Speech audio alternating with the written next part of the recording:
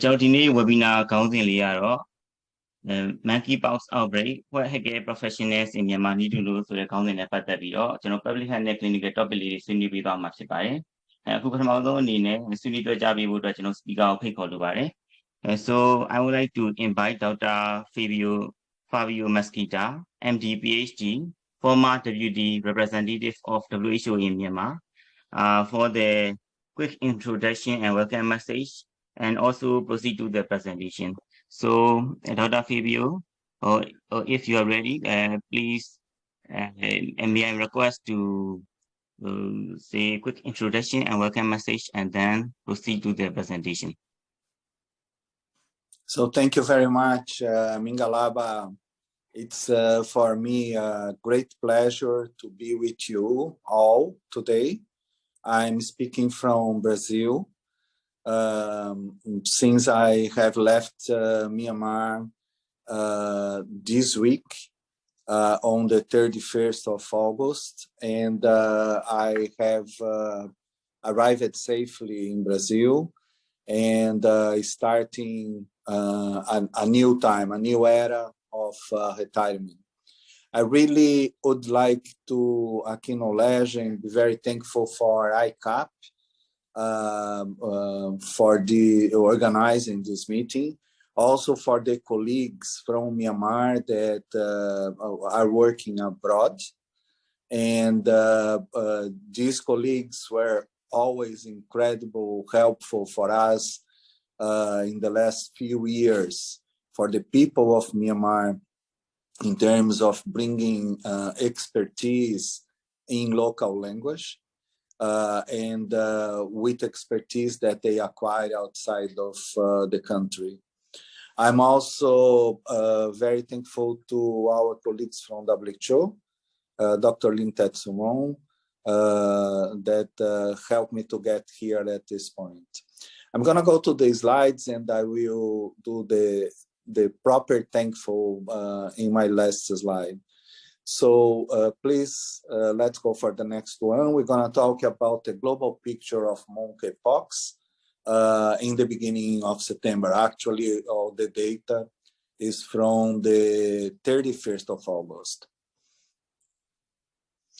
Okay, the situation is progressing. And let's say it's very important for us to understand the history of monkeypox, right? So monkeypox is an infection caused by the monkeypox virus, which is one orthopox virus, and belonging to the pox viridae family, like variola and Vaccinia virosis. Sorry, Mr. Fabio, may I interrupt? Since the voice of the interpreter is so low that the audience cannot be here very well. So may I request to Dr. Soharino to speak a little bit louder? I'm sorry about that. Thank you. No problem. So then basically we are trying to describe the family of this virus. That is also the family of variola and Vaccinia virus. The current outbreak started in Europe in May of 2022. So just recalling that the current outbreak began in Europe in May of 2022. It's a very recent in history, right? And straight away in July, it was declared by WHO a disease of public health emergency of international concern. The first human case was reported long time ago in the Democratic Republic of Congo. And the majority of the cases during many years were in West and Central Africa, where it was considered endemic.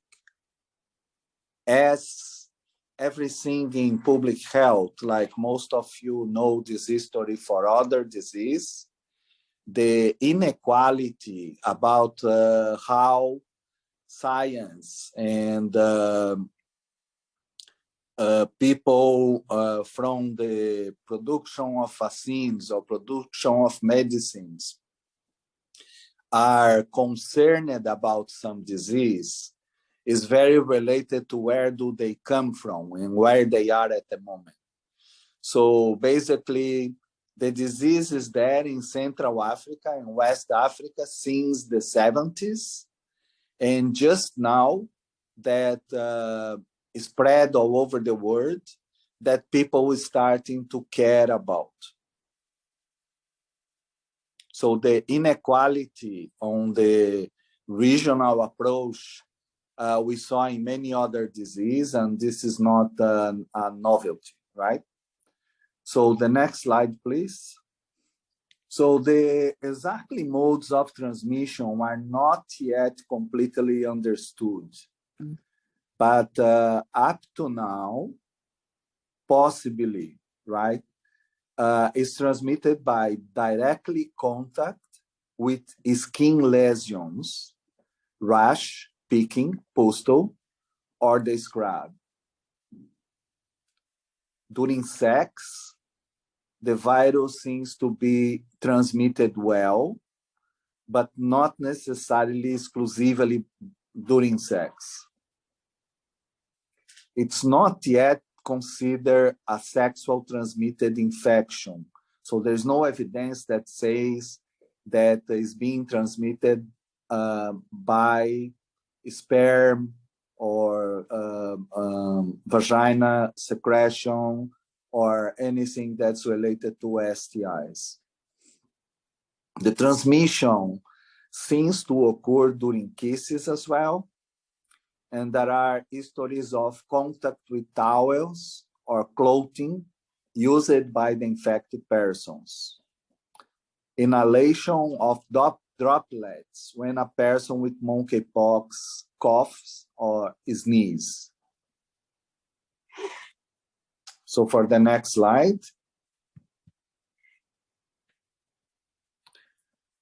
So options for prevention and treatment, basically there are 2 vaccines that are being used worldwide with trends to use more the Bavarian Nordic vaccines, but there is always the availability in some countries of the ACAN 2000. So medicines for compassionate use are also in place, but this will be discussed in the next presentation after my presentation. So I'll not go for details in terms of clinical management.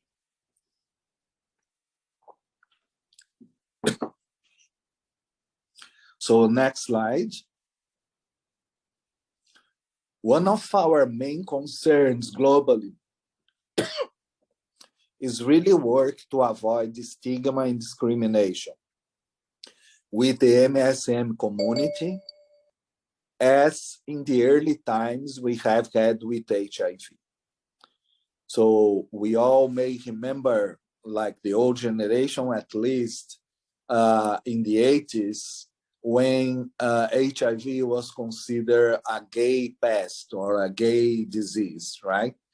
And this brought a lot of stigma that later was spread for other key populations. But HIV is a disease that can spread to every human being. And we consider the same circumstances for monkeypox. And we need to work very hard to avoid stigma and discrimination. I think this is a very important point. So you may have heard that also there are discussions about changing the name of the disease. There is a public consultation worldwide, and we may hear something in the near future.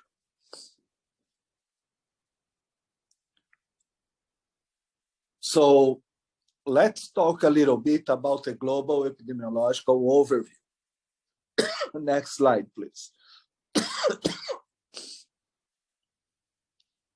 Sorry, I mentioned I arrived from Myanmar, Brazil. At this point is a winter time. I was completely not used anymore to the winter, and I got a little flu on my arrival. So my voice is not normal at this point.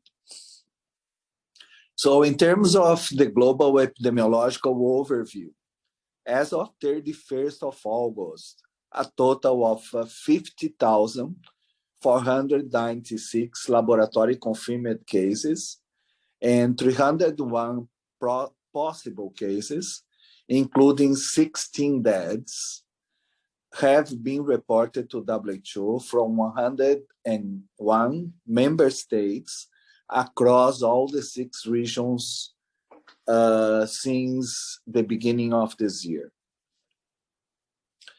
And I'm talking about the beginning of this year because this includes in the report the situation of West and Central Africa that had the cases all the time, right?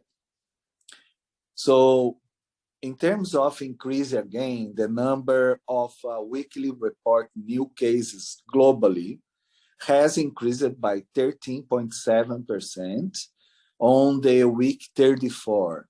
Like we normally measure the number of cases and if it's increasing or decreasing or if it's stable based on the week. And we are talking about the week 34 for this year, and this is from 22 of August to 28 of August, and we have had an increase of 13.7% compared to the previous week.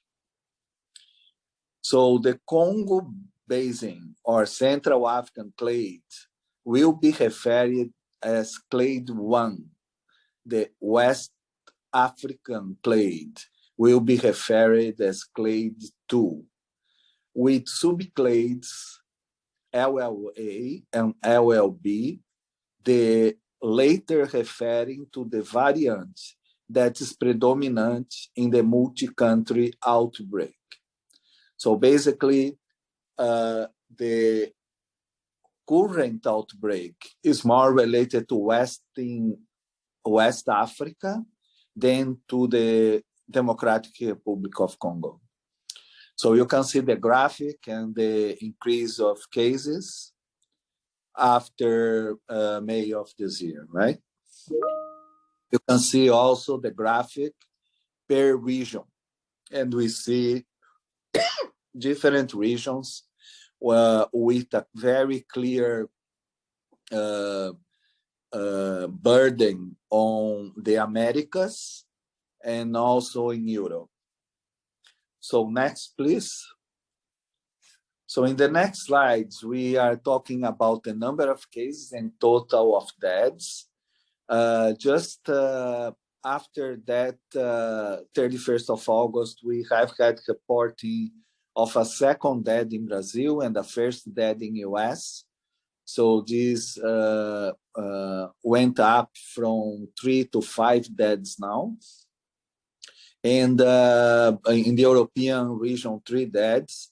And in the African region, where it is more a historical endemic, the number of deaths are higher. In the Southeast Asia region, that is very close to Myanmar, right? Includes 1 death in India. So in the next slide, we can see a map.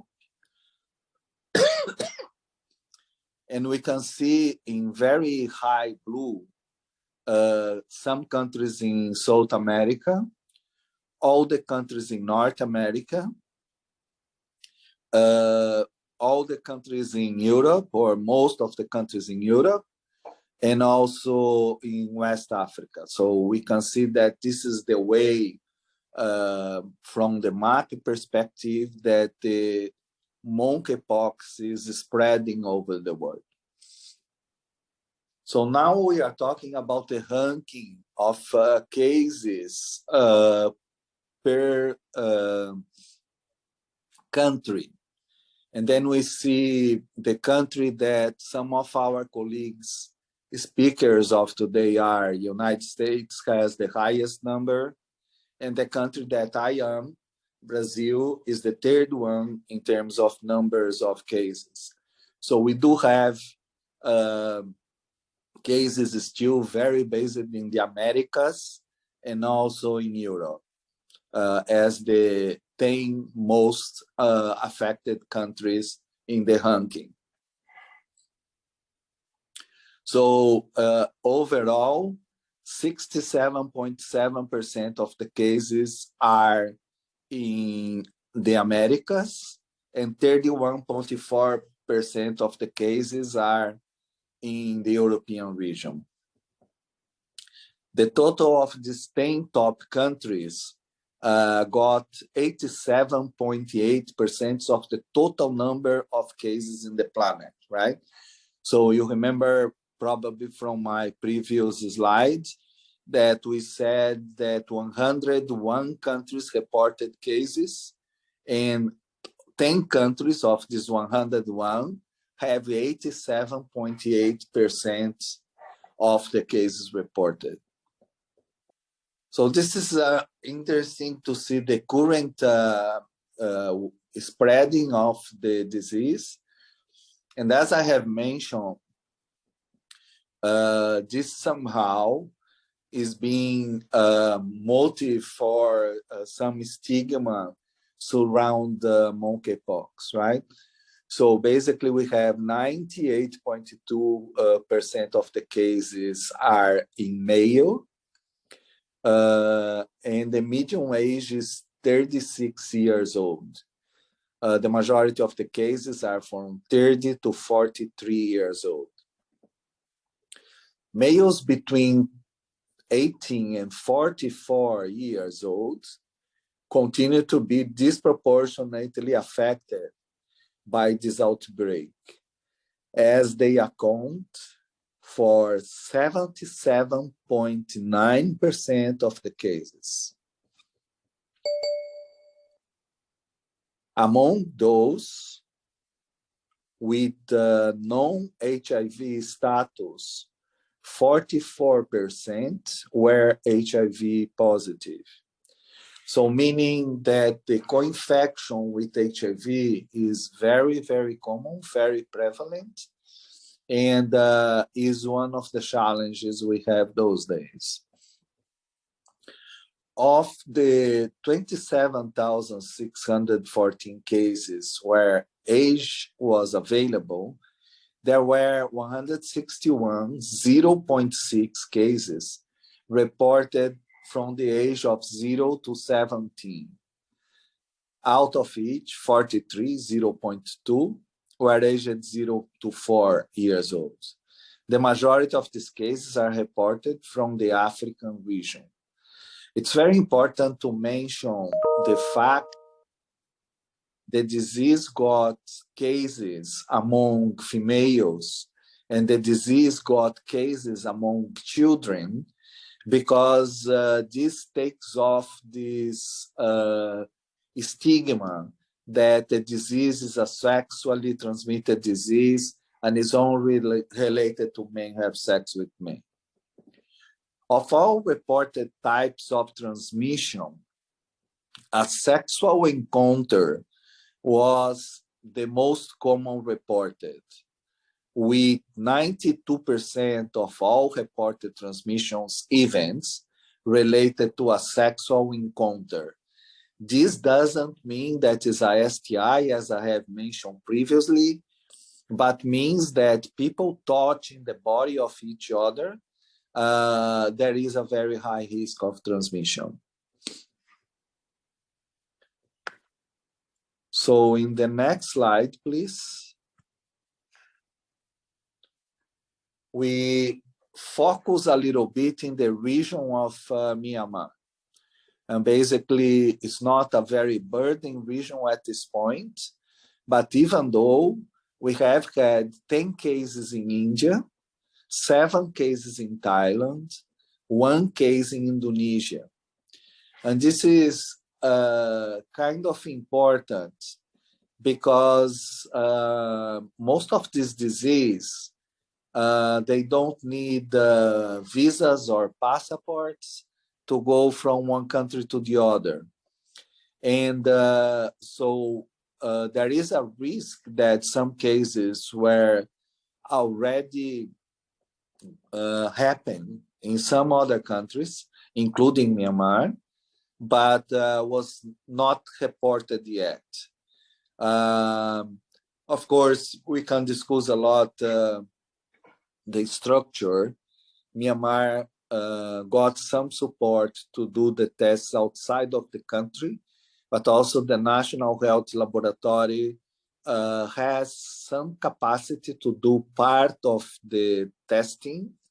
But at that point, we didn't got any confirmed cases in Myanmar, but doesn't mean that will not happen in the near future.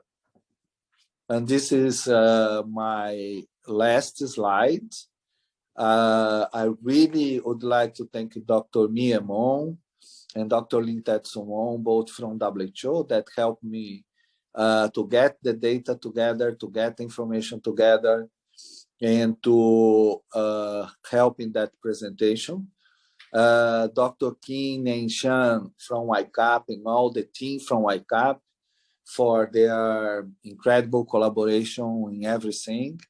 And some of the colleagues living abroad that we have having the pleasure to work together, such as Dr. Kia Kiaso, Dr. Kia Luinhão, and Dr. Ten Lin.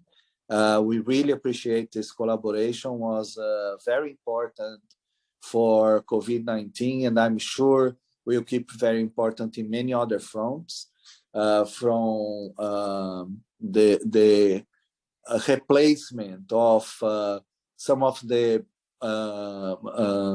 really break health system at this point in Myanmar, that will help with people being trained and have the capacity to face the challenges in the public health. So thank you very much to all. I'm so pleased that after my retirement in WHO, this is my first public activity since I arrived in my country a few days ago. And basically with that activity happens exactly for the people of Myanmar. So I'm very proud of it and very happy to be with you today.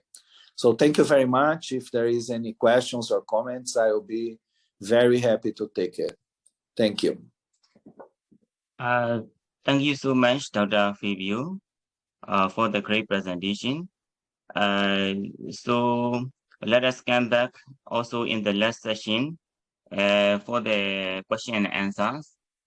So for now, may I proceed to the next session? Okay. Sure.